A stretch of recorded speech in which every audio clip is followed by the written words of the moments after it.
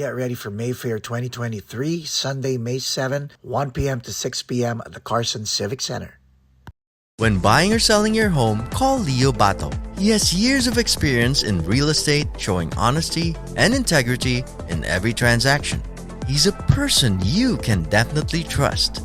So book your appointment with Leo Bato today by giving him a call at 818-648-4837 or by visiting him on the web at www.leobato.realtor. Rejuvenate your smile with Dr. Lourdes Capelong's comprehensive range of dental solutions. Along with general dentistry, Dr. Capelong specializes in cosmetic dentistry, including teeth whitening, bonding, dental veneers, and surgical crowns. Whether it's urgent care or preventive treatment, she'll take care of you and your smile. To schedule an appointment, call the clinic at area code 323-257-7582. Visit ABBAeServices.com for fast medical transcription service. This podcast episode is brought to you by AB Music Creative. And the podcast will begin in 5, 4, 3, 2, 1. Ladies and gentlemen, live at Paco's Place, Mr. Ely Buendia. Congratulations! So, paano nangyari yung concert? Last time you were here, it was very vague. Wala sa radar yung time na yun. Sandali. I have to go back. You were here December of 21. Actually, matagal nang pinaplano yun. I mean, Diane, my manager, your manager, came to me years before saying, "Oh, we're planning this." And I say, "Okay. Pag natuloy, matuloy, di ba?" But there was always something in the way. And one of those things were, I guess, the commitment of the four guys. And me, myself, I was also kind of parang apprehensive, syempre. Yes. Like, Pero it's not because I didn't want to do it, but the first thing that comes to mind when something like that happens, or when the four guys get together, is the circus that yung paligid no? Obviously, inadvertently. Yes. So I was apprehensive about that. So not until parang Diane was saying, "Oh, we're signing the contract." And I said, "Okay, if you say we're signing the contract, then I guess I'm doing it." And then after that, a few days later, we met at the Polo Club, and we haven't seen each other for like years, like face to face, and it's just super awkward at first, but I guess, diba, you get into the rhythm of it, and parang you recognize the faces, and all those memories come flooding back, and then parang it becomes easier na as the night went on, and everyone was chill na, and was ready to discuss the business at hand. So that's what happened. Ang nakakatuwa, no? Because nung sinabi mo na when na pirmahan na ng contract and all that, when I had Diane here sa podcast, yung context niya about taking care of the Ely Buendia brand, talagang seryoso yun. Talagang, anong dynamics ninyong manager talent? Where is the trust there? And I'll address that because may mga artists, may mga managers, nag-aaway, hindi alam kung sino masusunod. Pero kayo, paano nyo na-establish yun, kayong dalawa? Kasi may tiwala ron eh. Like, may behind the scene conversations kami nila Diane, and I'm like, wow. Yeah, trust really is the operative word there. You can't have a relationship, any kind of relationship without trust. And I guess having been, in another relationship with her, a different kind of relationship beforehand. Yes. Meron na talaga. That was parang given na. And kasi you get to know the person personally, and I wouldn't trust anyone with my career from then on. Kasi kayo up and down di ba? Kayo yun her guiding me. Plus, she was there also at that time. So, parang, the dynamic is,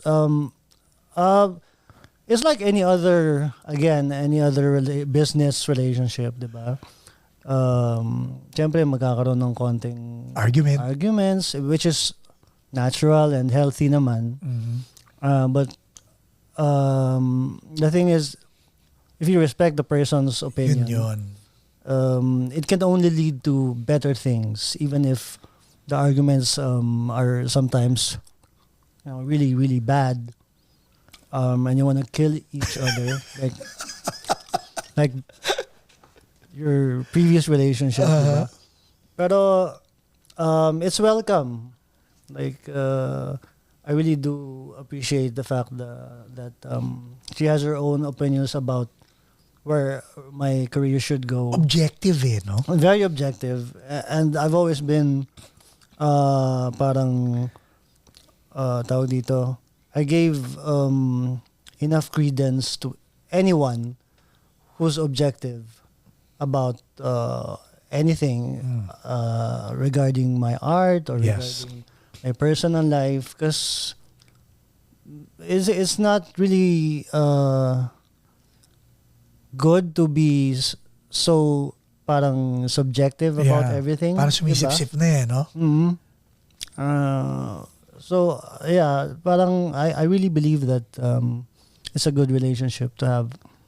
So now, eto na, di ba? Polo Club. So sinabi, okay, you're doing it. So deep breath. Nandiyan na kayong apat. When did it sink in na, man, we're really doing it? I guess the first rehearsals. This is prior to releasing the Instagram picture na nag-rehearse na ba muna kayo bago kayo nag-release ng, kasi sabay-sabay kayo nag-release nung teaser na yun nung Di pa. Yung mga posts na yun came right after the first rehearsal. Meeting. The first meeting. Wala pang rehearsals yun. Wow.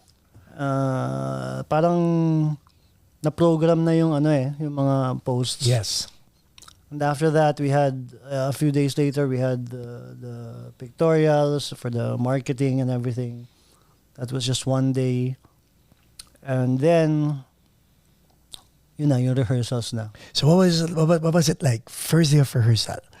Like, and ang question ko is coming from a fan perspective and a friend perspective. Because iba yun Yun, pag nakita ko kayong apat, it'll take me back to my youth. Yung mga days natin and all that. But kayong apat, nung nag-rehearse kayo, anong pakiramdam nun? Na ito yung tatlong kasama mo and you seldom look behind. Ang pagkakilala ko siya, when you play, bihira ka tumitingin sa likod dahil naalala ko when we were playing LA, hindi mo nga alam na ako na yung pumapalo sa'yo so With a Smile because you seldom look at the back sa mga kabanda mo. But when you were rehearsing with the three of them, what was going through your head?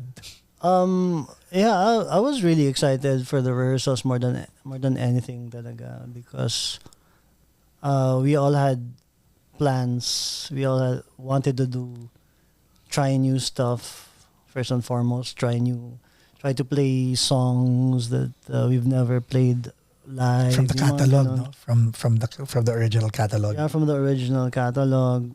So I think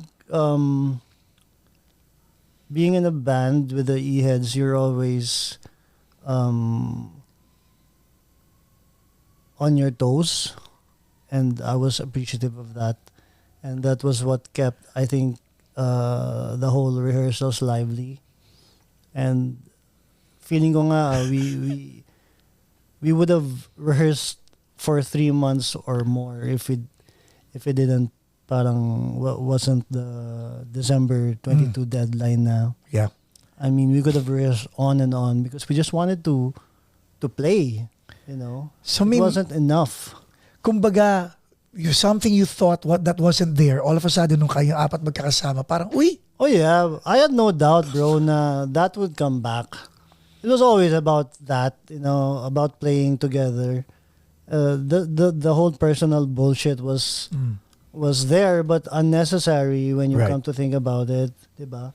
I mean, our fans don't care about that. No.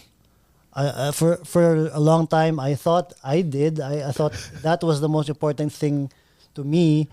But then when this came around, parang I did realize na, yeah, of course it's normal, diba? Yes. Again, with any relationship, Any relationship. you're gonna have arguments, and the best thing to do about it is to first of all be humble and realize that you're not the only person in the Amen. room. This is a band, diba? And you're not the only. No man is an island. Kumaga to reiterate the cliche, pero it's basically that. So may maturity coming into this project. Definitely. I think everyone grew, not just from being apart, but from also from seeing new artists come Right. up and learning from them also, and learning from the past, and seeing or hearing the what people had to say about the E-Heads legacy. And of course we were listening. We weren't just like fooling around, even if we were Doing your own thing. doing our own stuff. It's always in the background. Yeah. Diba? Like they're always going to compare you to what you did before. Yeah. And I said this already na, diba? For the longest time I didn't buy into that, diba? I was always like, I'm gonna do my own thing, right? Fuck the past. But there are some things that it's not really, you can't escape it, but there are some things that you have to face. Parang coming to terms, no? Coming to terms, exactly. And that's different from being forced to acknowledge something. Yeah. Diba? You realize na this is a part of you, and if this thing is parang causing you whatever, anxiety or kung ano man personal hang-ups you have about it, you really have to face it, and the only way to face it is really just to Yeah. face it head on. Deal with it head Deal on. with Oh. it. Yeah, exactly. And this is how I chose to deal with it. Even if up until the meeting, when I was sitting at the table, in Sino front unang of them, dumating? well, they were already there. Okay. I was late, Okay. but not parang Fashionably late lang. not deliberately. It was traffic. At, Makati, what do you expect? Okay. Yeah. Okay. Up until that moment, I was still, do I really want to do this? And tapos may mga, syempre, iba na eh. There's lawyers Yes. there, diba?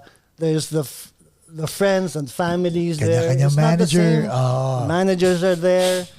And it's not the same. But, diba, nothing stays the same, right? So you just have to accept it, right? Ang sinabi, take away the people around you guys. Pag kayong apat lang daw ang pinagsama sa isang kwarto, it becomes magical in terms of it becomes organic. How true? That's true. It's true.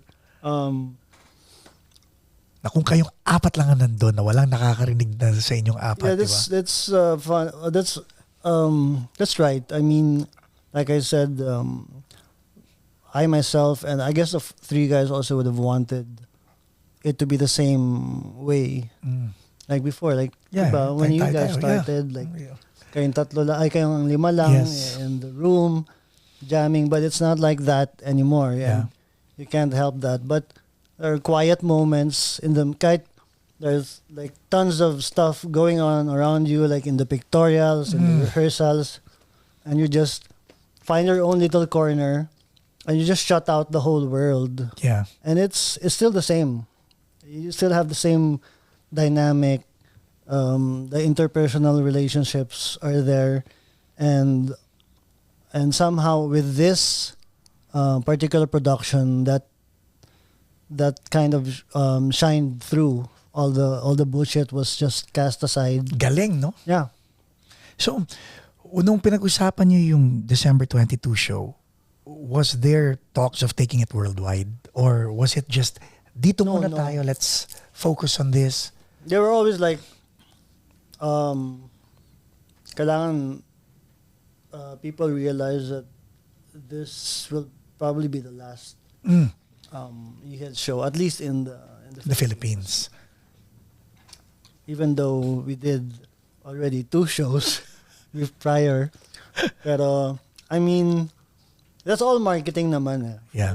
If you ask me, I wouldn't say last anything. Or I didn't even say I'm going to retire, right? Yes. Because as soon as you say that, parang Wala na. wala na.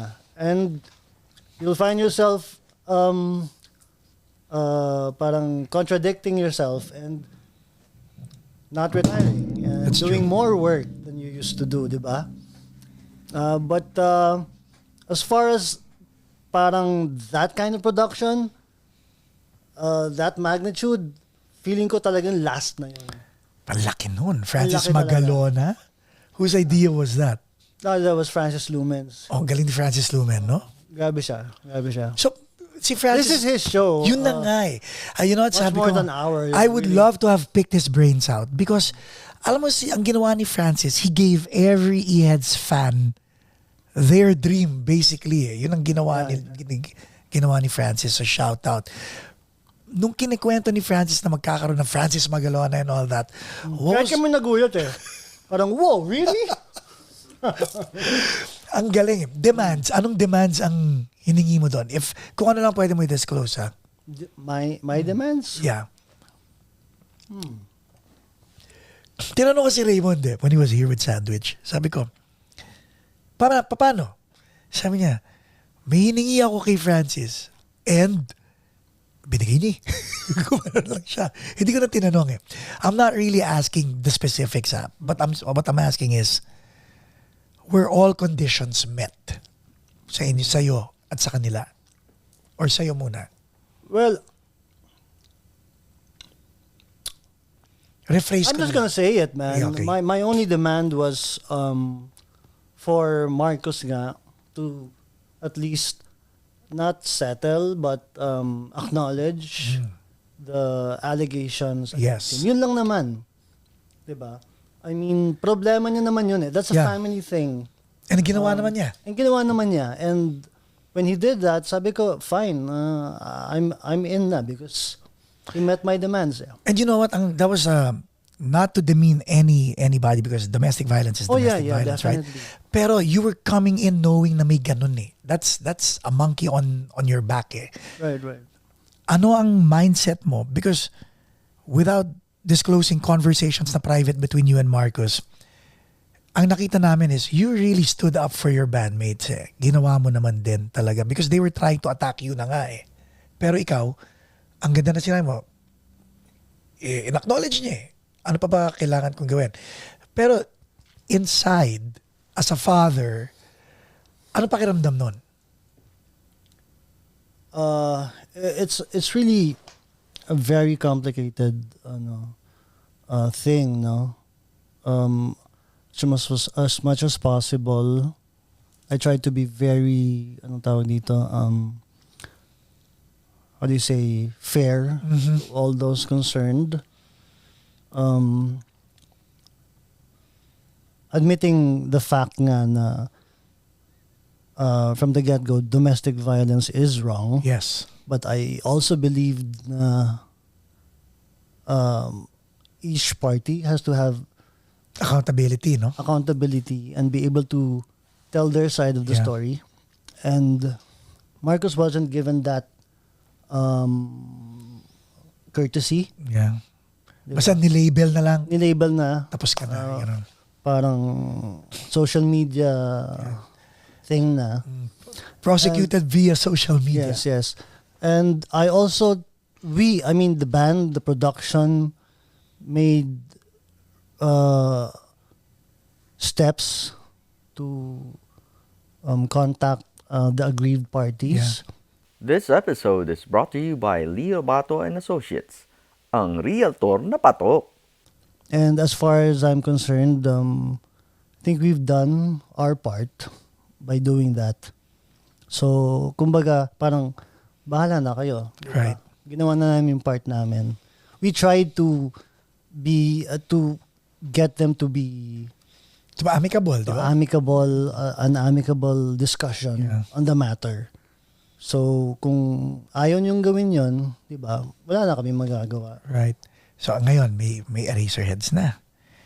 And may Offshore music. Hindi ba tempting Ano? na mag-offer ng free agent ba ang E-Heads or is the Eraserheads signed to a label? We're not signed to any label. Naisip niyo ba ni Audrey na Well, no, because mag-alok ng contract sa Eraserheads para maging artist ng Offshore? that will only come up kung if there's new material, kaso wala pa naman new material eh. So, because you're doing a world tour, Yeah. is new material in the horizon? Pinag-uusapan niyo ba yun? Sabi siya, sarap maging fan eh. Nakikita ko yung mga man. post I mean, eh. I want to be honest about the new material stuff. I mean, I do have fantasies of the band getting back into the studio and recording new stuff and releasing new stuff. Pero parang what's the point eh? Parang nobody listens to new material. New material? Man. Yeah, man. Historically, Kakainis, no? No one. Parang, Would you listen to a new Hindi Guns N' nga Roses eh. album? I No. tried. You Hindi. tried, but Oo. no. Kahit It nga, will always come up short, and I don't want to disappoint the fans. I don't want to disappoint myself as a songwriter, even though I know that I could do it. I could probably write better songs. I believe that I've Yes. written better songs from all the Heads days with Pupil, with Oktaves, with Right? Apartel. But no one listens to that shit, man. And I'm good with that. I accept that. I mean, I'm more of the process now. If I came into that project, like for example with the Octaves, giving my 100% and feeling proud of my work, and I'm good with that. Who cares if people don't listen to it? basta, so, kumbaga self-fulfilling eh. Self-fulfillment na lang. Okay. So But let's no, say, Eraserheads is a different matter, man. A new album, panibagong circus na naman yun. halimbawa ganito, may sinabi ni Sir Giorgio Fresnedi, it's easier to generate new audience than it is to generate new material for a legacy band. Sabi ko, nga, no? Yeah. And to your point, are you gonna listen to a new Guns N' Roses album, di ba? Unless No. fanatic ako. Hindi, babalik kami yung mga Using Your Illusions yung 1 and 2. favorites mo. Di ba? Pero but still, to your point, if it's fulfilling and kung ang timpla ng isang Ely Buendia composition hindi pang Octaves, hindi pang Apartel, hindi pang Pupil, would you put that in an Eraserheads bucket? Yun, I guess. I would. I have songs in the pipeline that I haven't finished that I think, this would be a great E-Head song, and sometimes this would be a great Pupil song. Well, So may ganun ka rin. Let's talk about songwriting. Kasi si Raymond, ang sabi niya, meron siyang folder ng Squid Nine, ng Sandwich, ng pati Eraserheads, ganyan. And then, he'll do something, whether it's a riff, a drum pattern, or whatever, and then, ilalagay na niya sa mga folder niya. Do you do the same thing? yes, I do the same thing, but it's all in my head. I don't have folders in my computer. Okay. So, songwriting process. When you do you write lyrics first? Do you write music first? What comes out of your mind? Well, I tend to have melody first. Melodies in my head. And then just put words into them. It's that simple. With regard to when you say, okay, the lyrics, di ba? Kasi ang lyrics ng Pupil, iba sa lyrics ng Octave, iba sa lyrics ng Apartel. Yeah. Iba rin sa lyrics ng Eraserheads. Is it easy for you to go change the jargon? Let's say, ito, Eraserheads, I have to write in that frame of mind. Is it still there or wala na? It's for me as a songwriter, talaga mas madali yun having that, yun nga, yung parang frame of reference. Yeah. Kasi otherwise, I wouldn't know where to begin. I have a hard time writing lyrics.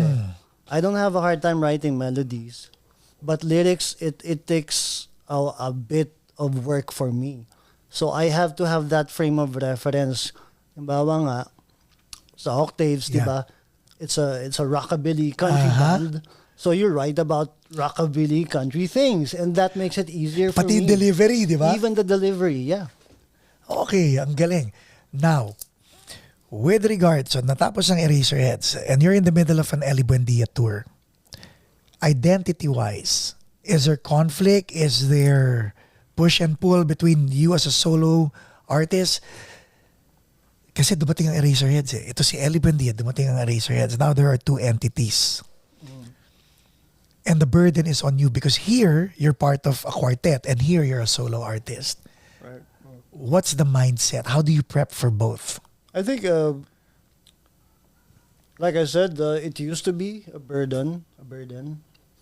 But coming from this tour, where I played solo, actually, I was not keen on doing a solo prior to a month after Rehearsal tour, Yeah. right?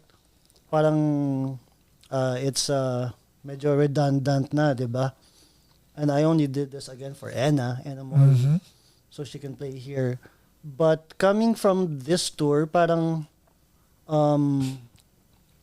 playing solo with the E-Heads material and watching the audience reaction, parang nakita ko na, well, they don't give a shit.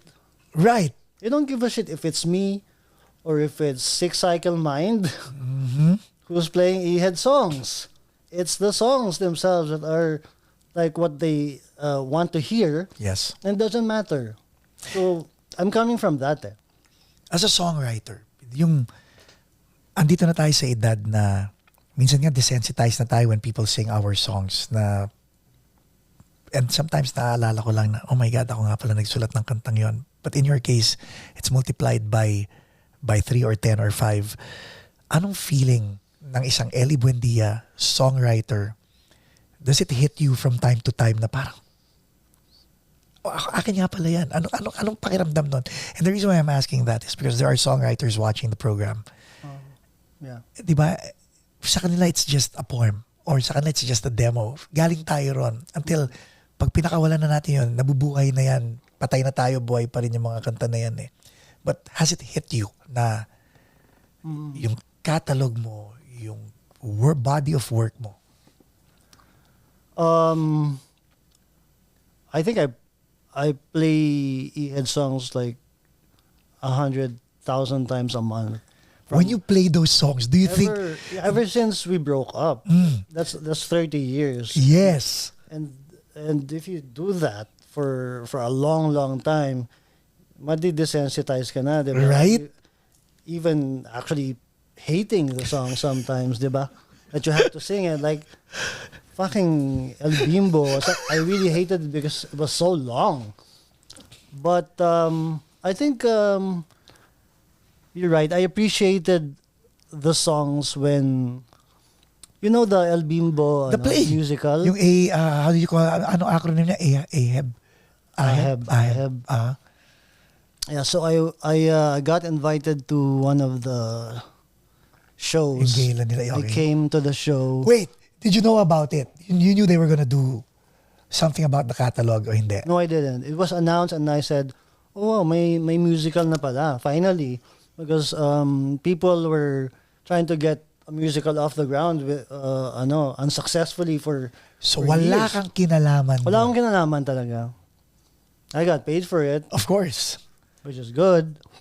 So I came to the show and not expecting anything, and I was blown away by the arrangements.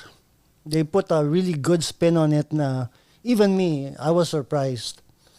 And then I realized na parang, holy shit, these songs are good. So yeah, I mean, it takes a while to Di ba, yung mga reminders a fresh yun eh. perspective Oo, is kind of needed talaga. Yeah. Kasi even I didn't think of those arrangements. So that was when I realized it's not bad. Paano pag naimbita ka mag-cameo sa Aheb? Sa Ang Huling El Bimbo? I probably won't do it, man.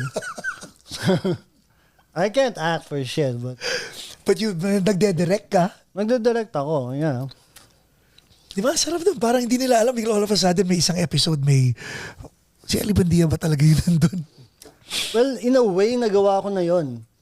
Because I did this show called Night at the Theater. 2 nights. And parang splinize namin yung Ely Buendia show with the Aheb musical. Oh! So I was doing my set, and then after that, the cast came in. Ng Aheb. The cast of Aheb, and we parang sort of acted some scenes from the show. And it was okay naman, successful naman. Ang sarap, di ba, yung mga moments na ganun. Now, Offshore. Gusto ko yan because ever since inintroduce mo sa akin ng Offshore, I would visit it, the site, and support the artist by listening to them on Spotify. What's next for Offshore? I mean, how aggressive are you guys in finding new talent? Like si Enna Mori, you're here because of South by Southwest. Yeah. Yung ginawa ni Audrey. You know what?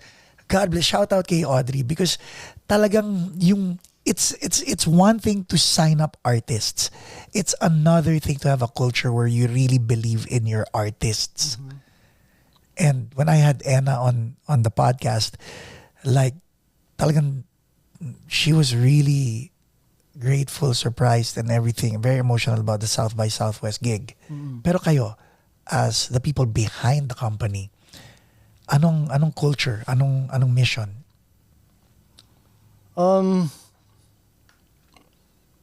We just want to be parang a home for creative people, and that's it. And we're very, very proud of the people we sign.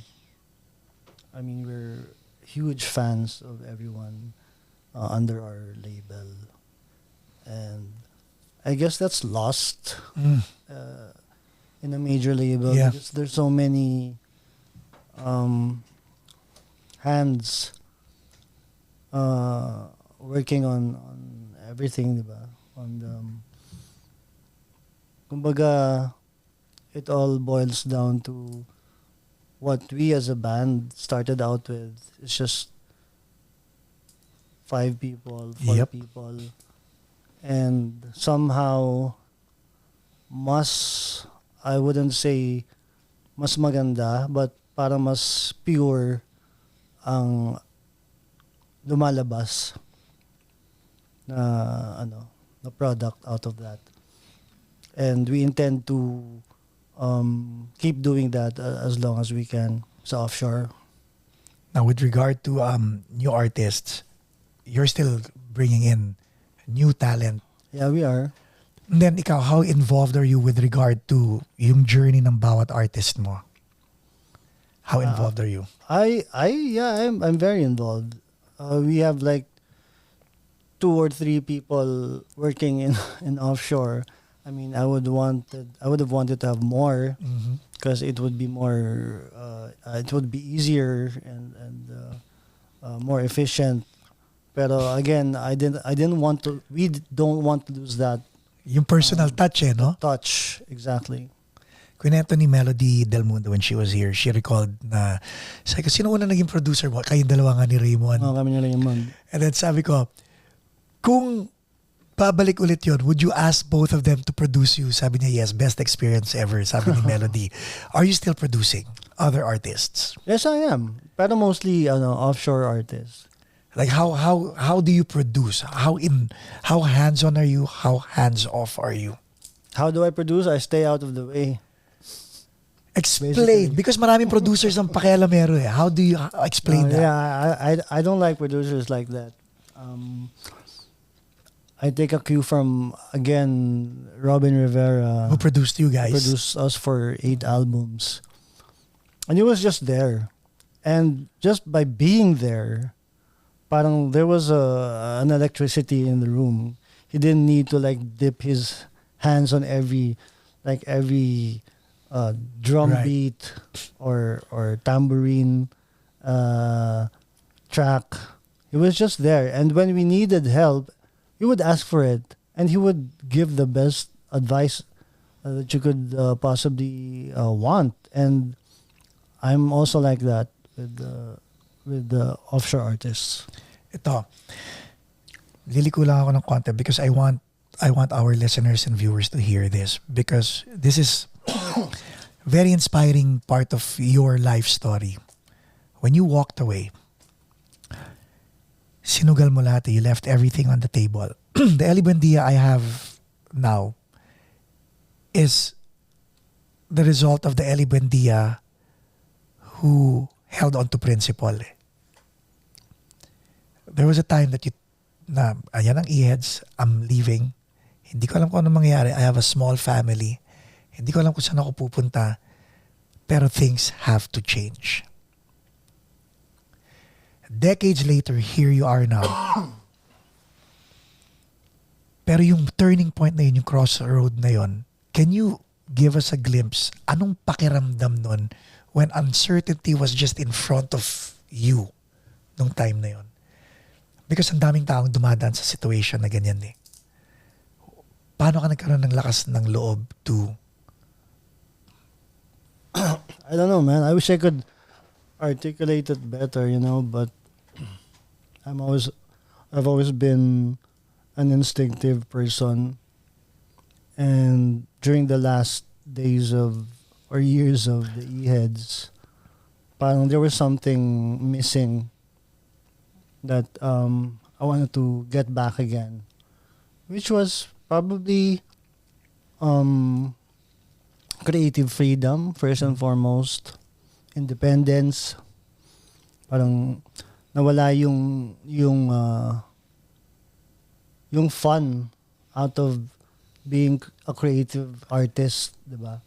Kasi there's all that pressure na to do better, to produce something. that like thousands of people would like, and to be judged that way is again parang, if you're a real artist, parang it's like death. Yeah.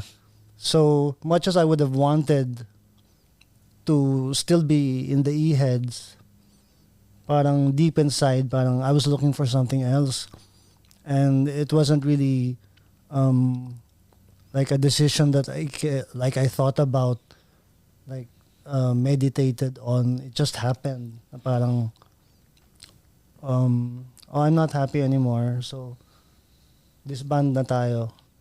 So it was like that, and I didn't have any plans at all. Parang I just took a break. I went to the States with Diane, and just took a break, and then Kumbaga, reset muna tayo. Parang ganun. exactly. Sometimes you have to do that, and then all the rest will follow. Looking back in hindsight, Ellie, with all the decisions you made, how fulfilled are you? Like I said, from that point when I decided na I'm not going to do this for anyone else but me, everything I did was very fulfilling. So I would have wanted people to like my post-Rehead songs as much as they liked the Reheads, but that's just the way it is, diba? You can't force people to like anything that you do, diba? So as long as you accept that, then you don't have any problem at all, diba? Motor. Yan na. Motor. Segue sa motor. Segue sa motor. Ito, natutuwa si Sir Nino kasi motor din niya. Motorista, motor. Si Jonathan Buencamino, motor. When did that come about in your life? This episode is brought to you by Dr. Lourdes Capulong. Again, just woke up one day and said, I want to learn how to ride the motorcycle. I rode one when I was in high school. Tapos I really liked it. Pero, things got in the way and I didn't have time.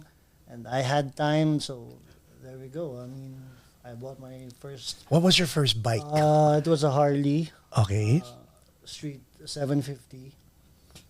750 kagad, ha? Yeah, 750 kaagad. Talagang go big, ha?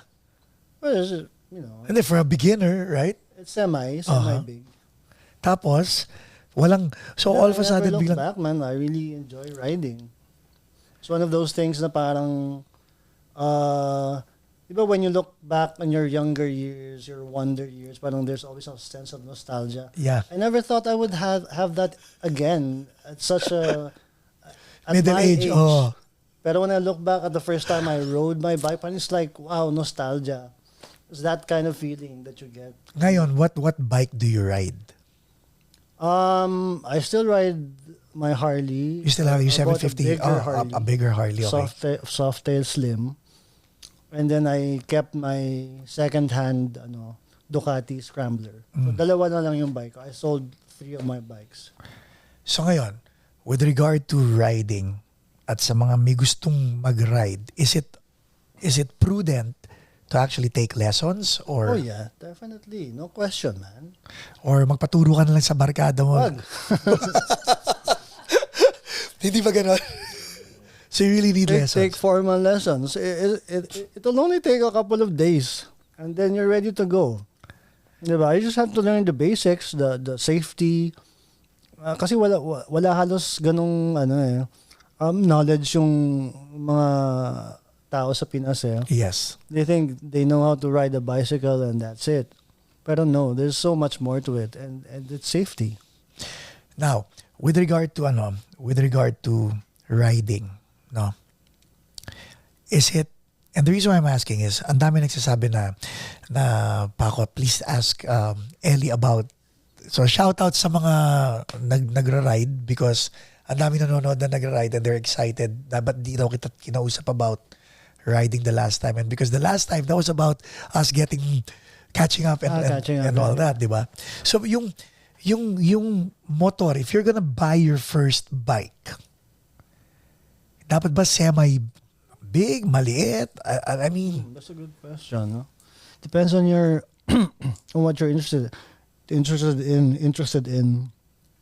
Kasi unbeknownst to like the yung mga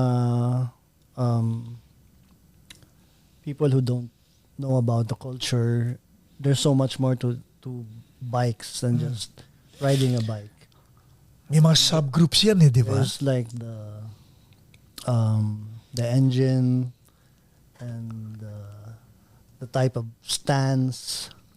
So actually, you can break it down to just 2. There are just 2 kinds of riders. There's the cruiser heads and the sports bike riders, the speed freaks. Sino so ka either doon? you're a speed freak or I'm a cruiser head, definitely. I mean, I can go fast. I love going fast. I can go fast on a Harley. There's no problem. But I like the stance. I like that you can go slow and just take in the scenery. That's what I enjoy about riding. Tahimik. Yeah. You really get inside your head and get to meditate and enjoy the sights and the smells. Kasi if you're a sports bike rider, I mean, sure you can go fast, but where are you going, di ba? What's the point of going fast? Wala naman trophy. Yeah, you're not racing, di ba? So now, will you allow your son, Ion, to ride, or is he riding already? I actually made him go through a course. I made my whole family go. Everybody, Everybody, okay. my sister, Si Lali. yung brother-in-law ko, my friend in Offshore, my partner, si Derek, and his son, the whole family. We went to Zambales and I enrolled them in this riding course, and they Yung had may so much cage. fun. O, alam mo yung motor na, di ba ang Harley ganun eh. Harley, yung motor nila, may cage para hindi ka pwede mahulog talaga. Hindi. Okay. Ito, banat agad. Okay, so ano yung purpose nun? Bakit lahat sila mo? Because I really wanted them to try it and see if they liked it themselves, because I really enjoy it, and I think they would want to ride a bike. So And they were game naman. Sino na ang nagre-ride after that Zambada? Wala. But they all know how to drive, how to ride. Now, if your son decided to say, Dad, I want a bike, would you? Now that's a different thing, because if it was Ion, syempre protective ako. And Diba? knowing what's out there or what he can encounter and experience, parang I would say buy a semi large bike muna. Pero papayagan mo pa rin. Papayagan ko if he really wanted it, sure.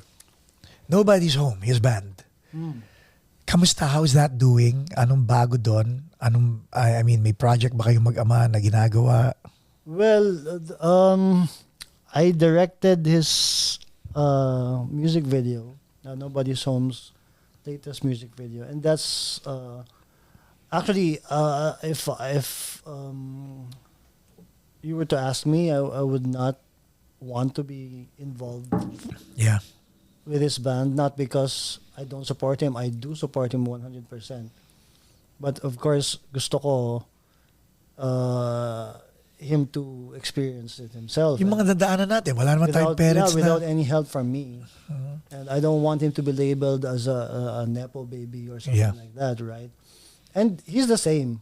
Parang he wants to step away from my shadow, even though, I didn't want it to be that way.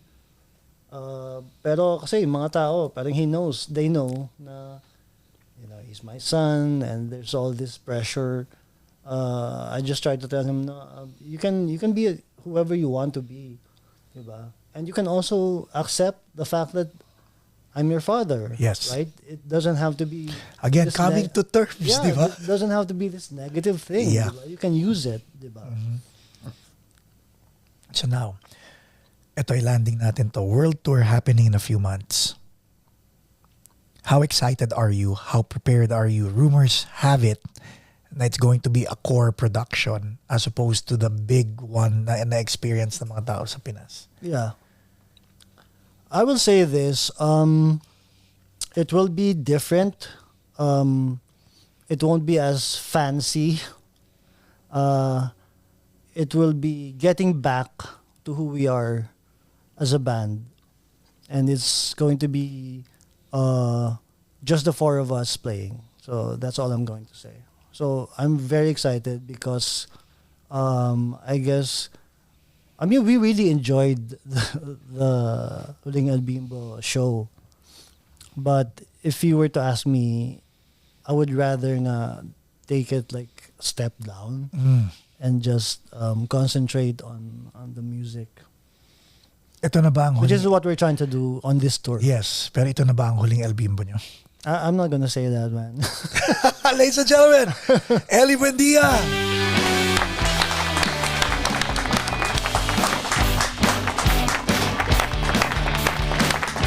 For tour information, please click on the link below. Siyempre, you have to refer to your local city or state. Please don't forget to support Mr. Ely Buendia sa mga solo projects niya. Thank you very much.